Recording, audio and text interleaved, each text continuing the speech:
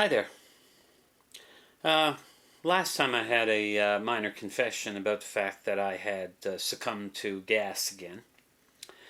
But what I did was set up a challenge that I hope more people are willing to try out. Uh, I've been, since I do have so much equipment that I've gathered over the years, I occasionally sort of shuffle through and see what the most sensible arrangement would be. Uh, I have, for instance, relieved my wife of her old Sony equipment and given her an EP5 for her to take out with the two kit zooms. Very good combination, takes magnificent pictures, great video, for our purposes at least. I mean, we are not talking about, GH4, GH5 levels of 4K video. We're just talking about decent 720p that we can show to friends. This is not a professional channel. I make no money at all from this channel. I do it because I like doing it. I like talking about photography, and when there is no one there present to talk to, I talk to my audience. So, let's get back to where I ended off last week. I said I was moving on to simplifying. Now, I already mentioned the fact that the zooms for my Olympus Micro Four Thirds kit are now in a camera bag that is set aside for when my wife travels. So where does that leave me? Well, you might remember the little pen bag that I showed in a video where I talked about my camera bag and what was in it, and that was about a year ago. Well, the bag's still around, but since I've moved up to an OMD, I now have the pen bag reserved as my spare kit bag, where my EP2 sits with a 17mm f2.8 on it in case I just want to grab a camera in a hurry. Meanwhile, of course, we are being videoed again by an Olympus. I found that the audio quality with the Pentax was not working out for me. I don't know if it was a problem with my microphone or with the camera, so I've gone back to the Olympus. Also, the Olympus now has on it an old Recanon lens again, an old 28mm, which of course is manual focus, so I don't have to worry about focus drifting in and out. So, here's my kit now.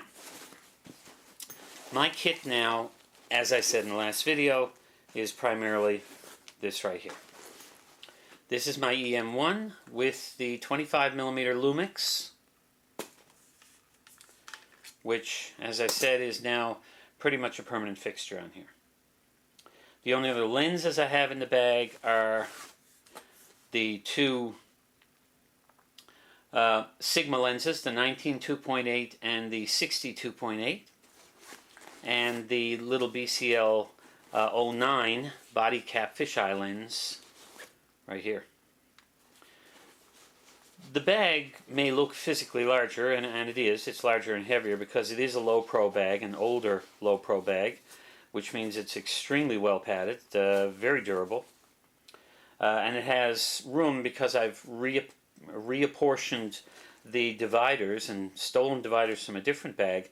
I now have a slot for my iPad in here as well. So, this is what the fuss was about last time. This is a standard lens. This is equivalent to a 50mm on a full frame. I hate the term full frame. And the reason why I hate full frame is that we measure everything now pretty much in terms of the old 35mm format, which most of us will recall was not the only film format. Yes, it was the most popular, but it wasn't alone. As a result, using it as a de facto standard for measuring sensor size, well, it is somewhat artificial. I think the main reason why we've stuck with that is the fact that the digital SLRs from all manufacturers except for Olympus and Panasonic have all been based upon previously existing film kit. The digital EOS cameras come, of course, from the Canon EOS autofocus 35 millimeters. All of the Nikons come from the original 35 millimeter Nikon. Pentax comes again from the 35 millimeter Pentax. And prior to mirrorless, Sony bought out the Minolta camera side of the business, and as a result, they are also the Alpha series. Before the mirrorless, the Alpha series were based again upon film cameras. So we started out knowing that all of these cameras, despite the fact that most of them started with a reduced size sensor, an APS-C sensor, all of them were based upon what was originally 35 millimeter. Now, here's where Olympus digressed. Olympus played around with autofocus in the film era on their digital SLRs, but on their SLRs. They weren't digital, were they? But they never really got into autofocus. So the original OM series of SLR film cameras was never translated directly into digital. Instead, they started from scratch by partnering up with Kodak to come up with an open, sort of an open source camera idea based on a sensor that was slightly smaller than APS-C, a 4/3 sensor. Now, Olympus has always been known for compact cameras, so this was probably their way of getting again into a more compact system. Now, the problem was that their SLR cameras were still rather large and clunky. It wasn't until some of the later models that they managed to shrink the electronics down to where they had a small camera again. But by then, mirrorless came along. And of course now, the mirrorless cameras like this one really owe little. This particular model owes almost nothing to its film forebears. I mean, other than the styling, which is very reminiscent of an OM film camera, if you ignore the very digital grip here. But this part of the styling, and indeed, if you look at an EM5, the styling is very much like an old Olympus OM film camera. But other than the styling, this owes very little to anything that came before. Does the smaller sensor give it limitations? Yes. I mean, as technology moves forward, sensors get better and better. However, a larger sensor of the same technology is always going to be cleaner, let us say, than a smaller sensor. But now the gap is no longer huge. At one time, in the early days of Micro Four Thirds, you wouldn't dare turn one of those cameras past ISO, well, probably not past ISO 200. Going to 400 meant noisy pictures. Nowadays, you can regularly shoot at 1600 or 3200 and not have so much grain that you couldn't easily clean it up. Now, obviously a good full frame camera will go much higher. But unless you really need that, then my question is, do you really need the bulk? In terms of resolution, I've said here on this channel before, once we get past 12 megapixels, I think we're in a territory where pretty much everybody can make the prints they want to make. Now, if you're going to be doing billboards, if you're going to be doing 60-inch prints, sure, you might want a higher resolution camera. You might need the Nikon 810 or the Sony A7R II or even the Canon 5DS.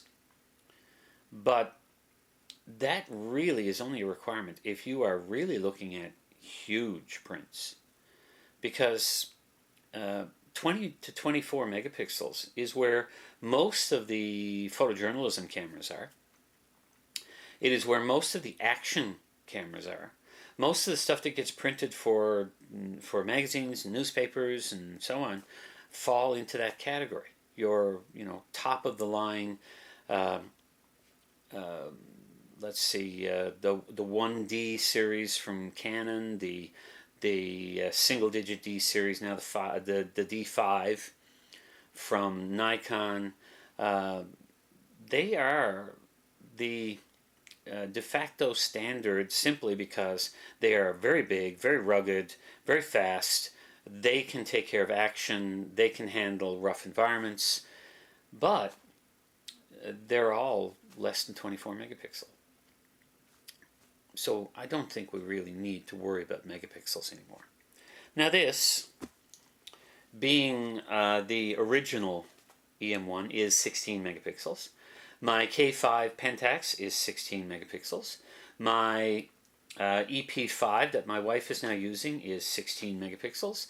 My K3 is 24 megapixels. That's my high resolution camera.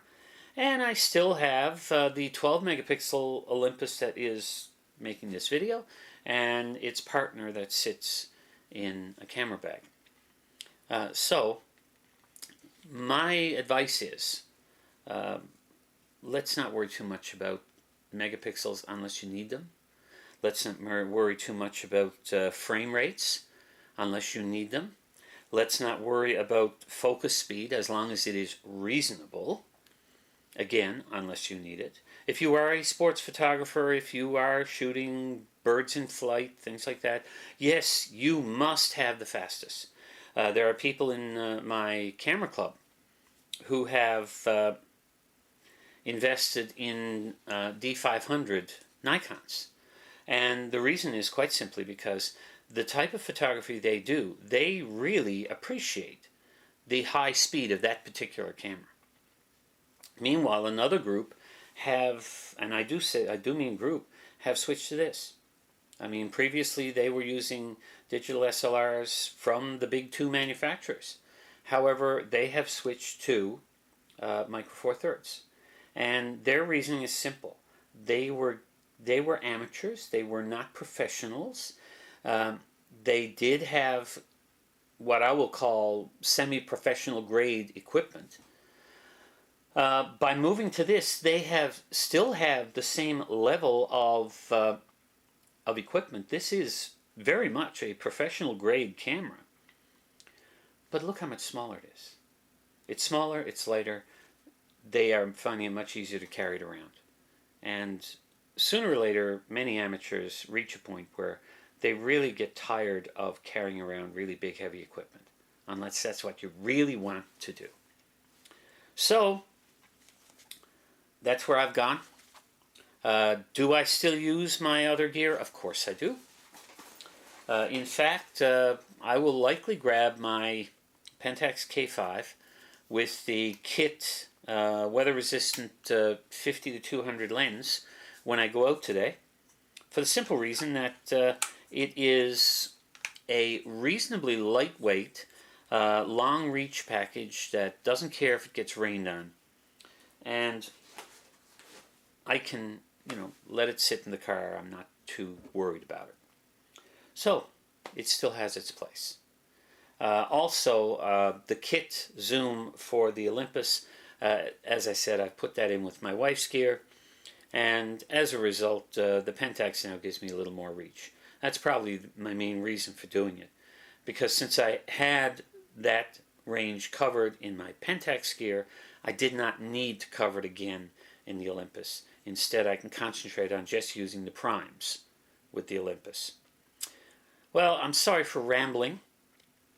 I guess I'll sit here now and finish my coffee. I just wanted to point out the fact that if you are serious about trying out this challenge, over the next few weeks I'm hoping to post a few images and basically give you a chance to see just what I've been doing with this. I am on Facebook. If you look up Ira Crummy on Facebook, you will find me there. I will pass on more information as it comes. In the meantime, enjoy your photography. Have fun with it. I was going through a bit of a doldrums. I was going through a bit of a low. Now I'm hoping to be able to reinvigorate it by challenging myself rather than just kind of picking up the camera and hoping there might be something to shoot. Well, if you like this video, click like. If you want to see more of my videos, don't forget to subscribe. And of course, if you know of anybody who might get something useful from this, then share it. Well, bye for now.